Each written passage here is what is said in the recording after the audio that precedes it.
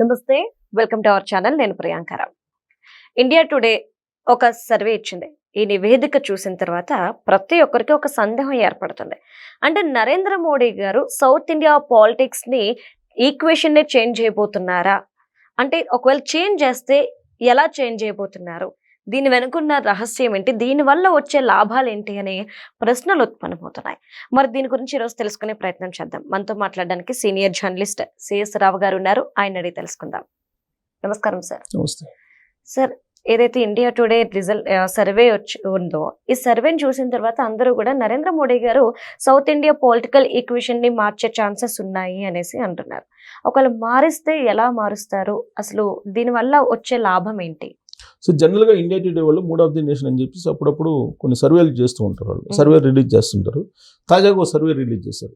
ఆ సర్వే ప్రకారం ఇప్పుడున్నటువంటి ఎన్డీఏ ఇప్పటికిప్పుడు ఎలక్షన్స్ పెడితే మళ్ళా అధికారంలోకి వచ్చే అవకాశం ఉంది అని చెప్పి ఇచ్చారు. దాంతోపాటు ఇప్పుడు ఉన్నటువంటి ఎంపీల కంటే కూడా ఒక 30 నుంచి 35 స్థానాలు ఎక్కువ వచ్చే అవకాశం ఉంది కనుక కూడా ఇచ్చారు. దాంట్లో బీజేపీకి ఎక్కువ వస్తాయి, అలాగే ఎన్డీఏ భాగస్వాములకు కూడా ఎక్కువ వస్తాయి అని చెప్పి ఇచ్చారు. అలాగే ఆంధ్రప్రదేశ్ కూడా ఇచ్చారు. ఆంధ్రప్రదేశ్లో పరిస్థితి ఏంటంటే వైఎస్ఆర్ కాంగ్రెస్ పార్టీకి ఒక్క ఎంపీ మాత్రం గెలుచుకునే అవకాశం ఉంది, లేదంటే మ్యాక్సిమం 3, అంతకన్నా ఎక్కువ గెలుచుకునే అవకాశం లేదు వైఎస్ఆర్ కాంగ్రెస్ పార్టీ అని కూడా ఇచ్చింది. అట్లా అన్ని రాష్ట్రాలకు సంబంధించినటువంటి సర్వే, అంటే mood of the nation survey ఇచ్చారు. అయితే ఈ సర్వేని చూసిన తర్వాత జనరల్గా ఏంటంటే సర్వేలు నెక్స్ట్ ఎలాంటి వ్యూహాలను రచించుకోవాలి, ఎక్కడ ఎలాంటి రాజకీయ వ్యూహాలు రచించాలి అనే దాని మీద రాజకీయ పార్టీలు ఎప్పుడు కూడా కసరత్తు చేస్తూ ఉంటాయి.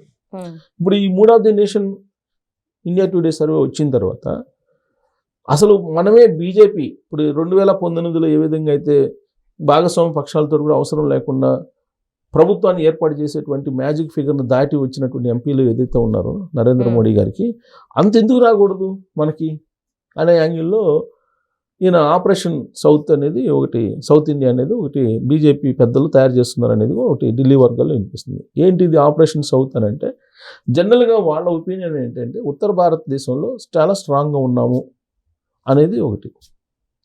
రెండు ఏంటంటే సౌత్ ఇండియాలో ఇప్పుడు ఆంధ్రప్రదేశ్కి వచ్చేటప్పటికి ఎలాగూ ఎన్డీఏకి ఉంటాయి 25 ఎంపీలు ఉన్నాయి. 25 ఎంపీల్లో వైఎస్ఆర్ కాంగ్రెస్ పార్టీ గెలుచుకున్నా, లేకపోతే తెలుగుదేశం గెలుచుకున్నా, జనసేన గెలుచుకున్నా, బీజేపీ గెలుచుకున్నా, బీజేపీకి ఎన్డీఏ ప్రభుత్వానికి ఉంటాయి.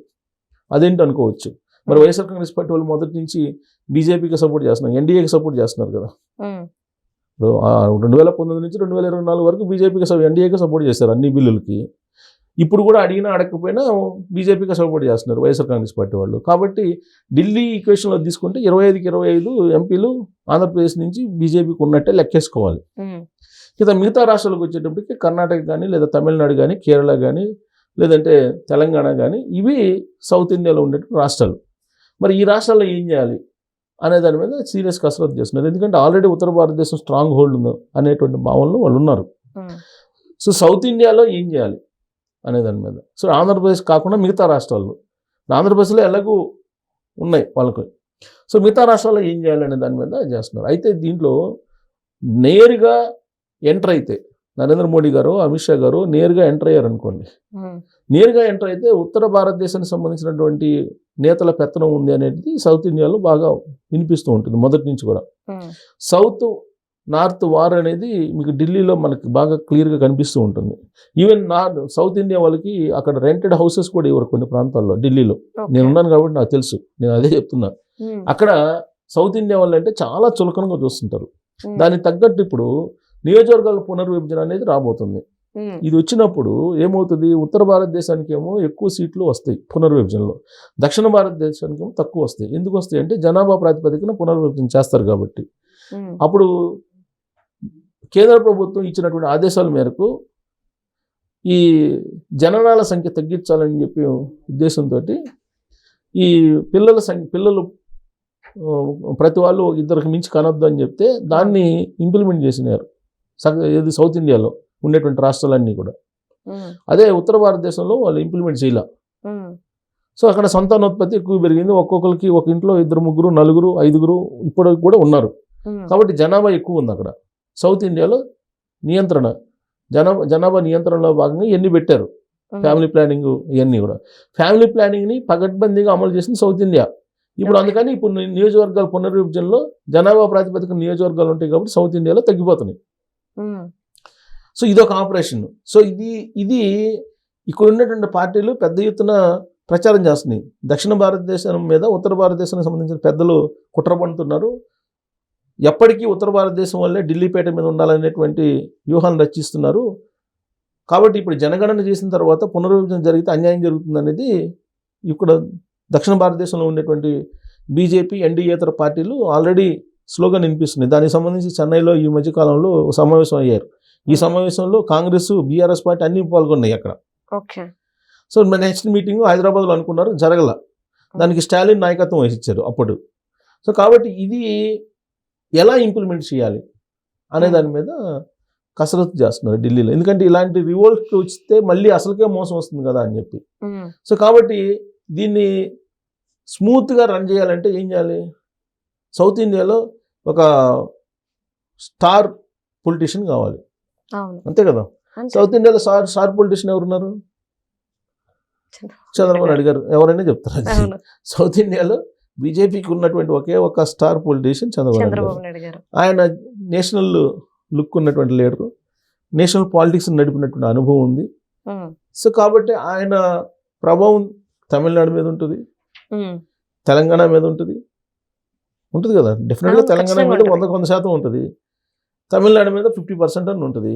ఉమ్, సో మిగతా కేరళ రాష్ట్రాలు అక్కడ కూడా ఎంతో కొంత ప్రభావం ఉంటుంది. కాబట్టి సౌత్ ఇండియాలో కర్ణాటకలో ప్రభావం ఉంటుంది, ఎలాగో సగం అవును. కర్ణాటకలో తెలుగుదేశం పార్టీ ప్రభావం ఉంటుంది. ఉమ్, కాబట్టి ఇక్కడ ఎన్డీఏ లేదంటే బీజేపీ పెద్దలు ఏవైతే అనుకున్నారో అవి చంద్రబాబు నాయుడు గారి చేత మొత్తం చేయించాలి. అంటే సౌత్ ఇండియాలో ఒక పెద్ద స్టార్ పొలిటీషియన్ ఫేస్ ఏదైనా ఉందంటే చంద్రబాబు నాయుడు గారిది. చంద్రబాబు నాయుడు గారిని ముందు పెట్టి ఉమ్, వాళ్ళ యొక్క ఆపరేషన్స్ నడపాలి అనేటువంటి ఒక ప్రయత్నం చేస్తూ ఉన్నారు. ఇది ఢిల్లీలో జరుగుతున్నటువంటి చర్చ. ఉమ్, మరి చంద్రబాబు నాయుడు గారు ఏమంటున్నారు? నియోజకవర్గాల పునర్విభజన జరిగితే దక్షిణ భారతదేశానికి అన్యాయం జరగకుండా మీరు పునర్విభజన చేయండి అని చెప్పి చెప్తున్నారు. ఉమ్, సో పునర్విభజన జరిగితే కనుక రిజల్ట్ కూడా ఇప్పుడు ఇండియా టుడే ఇచ్చిన దాని ప్రకారం ఉండకపోవచ్చు, ఉమ్, అంతే కదా. కాబట్టి సౌత్ ఇండియా అనేది ఇంపార్టెంట్ ఎవరికి? నరేంద్ర మోడీ గారికి. అవును, సౌత్ ఇండియా ఇప్పుడు మొన్న అధికారంలో రావడానికి సౌత్ ఇండియా చంద్రబాబు నాయుడు గారే కారణం. ఓకే. ఇప్పుడు ఉన్నటువంటి ఎన్డీఏ ప్రభుత్వం ఎవరి మీద ఆధారపడి ఉంది? చంద్రబాబు నాయుడు గారి మీద, అలాగే నితీష్ మీద ఆధారపడి ఉంది. ఉమ్, అక్కడ ఇది బీహార్ ముఖ్యమంత్రి నితీష్ అవును. మీద, వీళ్ళిద్దరి మీద ఆధారపడి. ఇంకోటి ఏంటంటే చంద్రబాబు నాయుడు గారు ఎప్పుడైతే ఎన్డీఏలో కలిశారో 2024లో మొత్తం టోటల్గా ఇండియా వైడ్ సినారీ మారిపోయింది. ఓకే. చంద్రబాబు నాయుడు గారు ఎప్పుడైతే ఎన్డీఏలో భాగస్వామ్యంగా అయ్యారో ఆ రోజు నుంచి మొత్తం సినారీ మారిపోయింది. ఒకవేళ చంద్రబాబు నాయుడు గారు కనుక ఆ రోజున ఎన్డీఏలో భాగస్వామ్యం కాకపోతే ఉమ్, నరేంద్ర మోడీ గారు అసలు గవర్నమెంట్ ఫామ్ చేసిన వల్ల ఫామ్ చేసే అవకాశం ఉండేదా అనేటువంటి ప్రశ్న కూడా వస్తుంది. అవును, ఎందుకంటే ఈయన ఇంపాక్ట్ దేశం మొత్తం ఉంటుంది, ఎంతో కొంత, అవును. పూర్తి కాకపోయినా ఎంతో కొంత ఉంటుంది. సౌత్ ఇండియాలో ఎక్కువ ఉంటుంది. సో కాబట్టి ఇప్పుడు ఇక్కడ 8 మంది ఎంపీలు గెలిచారు. ఎలా గెలిచారు? బీజేపీకి అంత ఉందా? తెలంగాణలో లేదు కదా. అలాగే అక్కడ గెలిచారు, లేదు ఆంధ్రప్రదేశ్లో చంద్రబాబు నాయుడు గారు లేకపోతే బీజేపీకి ఎంపీలు వస్తారా? ఉమ్, రారు కదా. సో కాబట్టి మ్యాజిక్ ఫిగర్ దగ్గరగా ఇప్పుడు గవర్నమెంట్ని ఫామ్ చేశాడు నరేంద్ర మోడీ గారు. మరి అదే చంద్రబాబు నాయుడు గారు లేకపోతే భాగస్వామ్య పక్షంలో మైనస్. ప్రభుత్వం మీద ఏర్పడిందో లేదో డౌట్. ఒకవేళ ఏర్పడినా కానీ తక్కువ మెజార్టీతో ఏర్పడినా ఎప్పుడైనా ఊడిపోయే పరిస్థితి. ఉమ్, సో కాబట్టి చంద్రబాబు నాయుడు గారు స్ట్రెంత్గా ఉన్నంత వరకు ఎన్డీఏ ఢిల్లీలో పీట మీద ఉంటుంది. Okay. India today mood of the nation చెప్పింది అది ఇండైరెక్ట్గా డైరెక్ట్గానే. సౌత్ ఇండియాలో బలోపేతం కావాలంటే చంద్రబాబు నాయుడు గారిని ఉంది. ఇప్పుడు north Right. India, south India ఈ రెండింటిని సమన్వయం చేసుకుంటే తప్ప వాళ్ళు అనుకున్నటువంటి కాంగ్రెస్ ముక్త భారత్ ఏదైతే ఉందో అది సాధ్యం కాదు. రైట్. సో చంద్రబాబు నాయుడు గారిని ఒక హీరోగా దక్షిణ భారతదేశంలో చూపించాలి అనేటువంటిది ఒకటి జరుగుతుంది. అందుకే ఈ మధ్యకాలంలో మాకు టెక్ గురు అంటున్నాడు నరేంద్ర మోడీ గారు, ఎవరిని? చంద్రబాబు నాయుడు గారిని. ఉమ్, తర్వాత ఆంధ్రప్రదేశ్ అభివృద్ధి గురించి నిర్మలా సీతారామన్ గారు నేను బడ్జెట్ సమావేశాల సందర్భంగా ఏమన్నారు? టాప్ 1లో ఉంది ఆంధ్రప్రదేశ్ అని చెప్పాను. అవునా? అవును, సో ఇవన్నీ. ఇంకోటి ఢిల్లీ తరహా అభివృద్ధి అక్కడ జరుగుతుంది. గ్రీన్ రాజధాని ఏర్పడుతుంది, గ్రీన్ ఫీల్డ్ రాజధాని ఏర్పడుతుంది, ఉమ్, అద్భుతమైన రాజధాని, కొత్త రాజధాని ఏర్పడుతుంది. అక్కడికి అన్ని రకాల సౌకర్యాలు, వెసులుబాట్లు ఉన్నాయి, ఇవన్నీ చెప్తున్నారు. Plus Google AI data centre వచ్చింది. ఎందుకు వచ్చింది? కేంద్ర ప్రభుత్వం అనుమతి లేకుండా ఈ గూగుల్ ఏఐ సెంటర్ రాదు కదా. అవును, దానికి కావాల్సినటువంటి నామ్స్ అన్ని మార్చి ఇచ్చారు. తర్వాత మైక్రోసాఫ్ట్ రాబోతుంది త్వరలో. తర్వాత ఇప్పుడు యూనివర్సిటీ రాబోతుంది అమరావతిలో. ఇవన్నీ కూడా కేంద్ర ప్రభుత్వం పూర్తి సహకారం చంద్రబాబు నాయుడు గారికి అందిస్తుంది. కారణం ఏంటి? రాజకీయ పరంగా చంద్రబాబు నాయుడు గారు దక్షిణ భారతదేశంలో ఒక మూల స్తంభంలాగా ఎన్డీఏకు ఉంది. సో అందుకే మరింత ఇంకా ఆయనకి ప్రాధాన్యత ఇవ్వాలనే ఉద్దేశంతో త్వరలో కేంద్ర కేబినెట్ ప్రక్షాళన జరగబోతుంది. దాంట్లో తెలుగుదేశం పార్టీకి ప్రాధాన్యత ఇస్తూ ఇంకొక మంత్రి పదవి కూడా ఇచ్చేటువంటి అవకాశం ఉందని చెప్పి కూడా తెలుస్తుంది. రైట్. సో దాంతోపాటు రాజ్యసభ 4 రాజ్యసభ ఖాళీ అవుతున్నాయి. ఈ రాజ్యసభల్లో కూడా 4 రాజ్యసభల్లో తెలుగుదేశం పార్టీకి 2, బీజేపీకి 1, జనసేనకు 1 అని చెప్పి ఒకటి నడుస్తుంది. బట్ తెలుగుదేశం పార్టీయే 3 తీసుకున్నా ఆశ్చర్యపోవసరం లేదు. ఒకవేళ చంద్రబాబు నాయుడు గారు అడిగితే ఒక 3 మాకు కావాలన్నా అడిగినా ఇచ్చేస్తారు. కాబట్టి చంద్రబాబు నాయుడు గారిని కాదని ఇప్పుడు ఆడ నడిచే పరిస్థితి లేదు. ప్లస్ వాళ్ళు కూడా ఈయన మీద ఆధారపడ్డారు. ఇప్పుడు వాళ్ళు ఏదైతే అనుకుంటున్నారో అదంతా నడవాలంటే చంద్రబాబు నాయుడు గారి మీద డిపెండ్ అవ్వాలి.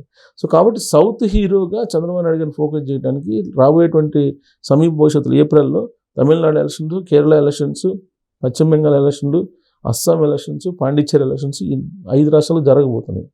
ఈ 5 రాష్ట్రాల్లో పశ్చిమ బెంగాల్ తప్ప మిగతా చోట్ల ఈయన ప్రభావం ఉంటుంది. పశ్చిమ బెంగాల్ ఇండైరెక్ట్గా ఉంటుంది, ఇక్కడ డైరెక్ట్గా ఉంటుంది చంద్రబాబు నాయుడు గారి యొక్క ప్రభావం. సో ఈ 5 రాష్ట్రాల ఎలక్షన్లకు సంబంధించి ఈయన్ని క్యాంపెయిన్ పంపించినా కానీ ఆశ్చర్యపోవసరం. Right. Thank you so much sir.